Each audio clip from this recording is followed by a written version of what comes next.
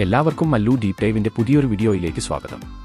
ഏറ്റവും പുതിയ ന്യൂസ് അപ്ഡേറ്റ്സിനായി മറക്കാതെ ഈ ചാനൽ സബ്സ്ക്രൈബ് ചെയ്യുക. ഈ അടുത്താണ് കാവ്യ മാധവന്റെ അച്ഛൻ മരണപ്പെട്ടത്. അച്ഛന്റെ വേർപാടിന്റെ വിഷമത്തിലാണ് നടി കാവ്യ മാധവൻ. താരത്തിന്റെ ജീവിതത്തിൽ സംഭവിച്ച എല്ലാ പ്രതിസന്ധി ഘട്ടങ്ങളിലും തണലായി നിന്ന വ്യക്തിയാണ് അദ്ദേഹം. കാവ്യ കലാകാരിയാകണമെന്ന് ഏറ്റവും കൂടുതൽ ആഗ്രഹിച്ചതും അച്ഛൻ തന്നെയാണ്.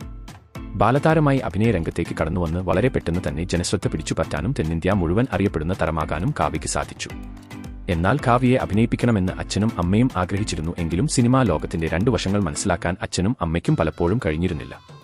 മലയാളത്തിലെ ഏറ്റവും തിരക്കുള്ള നടിയായപ്പോഴും സാമ്പത്തികമായി ചില കബളിപ്പിക്കലുകൾ നടിക്കും കുടുംബത്തിനും നേരിടേണ്ടി വന്നു.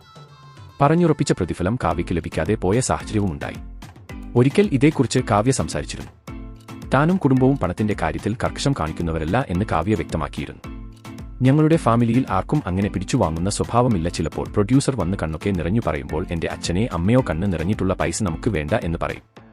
പക്ഷേ അതുകൊണ്ട് നമുക്ക് ഗുണമൊന്നും ഉണ്ടായിട്ടില്ല, ദോഷം മാത്രമേ ഇതുവരെ ഉണ്ടായിട്ടുള്ളൂ. പക്ഷേ എനിക്കോ അച്ഛനോ അമ്മയ്ക്കോ ചേട്ടനോ ഇതുവരെ മാറ്റമുണ്ടായിട്ടില്ല. ഞങ്ങളെ ഇപ്പോഴും ആൾക്കാർ പറ്റിച്ചുകൊണ്ടിരിക്കുകയാണെന്നും അന്ന് കാവ്യ മാധവൻ പറഞ്ഞിരുന്നു. വലിയ താരമായി മാറിയപ്പോഴും ഒരിക്കൽ പോലും താരജാടകളോടെ കാവ്യയെ ആരാധകർ കണ്ടിട്ടില്ല. സിനിമയുടെ പേരിലും പ്രശസ്തിയിലും സ്വയം മറക്കരുതെന്ന് കാവ്യയെ അച്ഛനും അമ്മയും എപ്പോഴും ഓർമ്മിപ്പിച്ചിരുന്നു.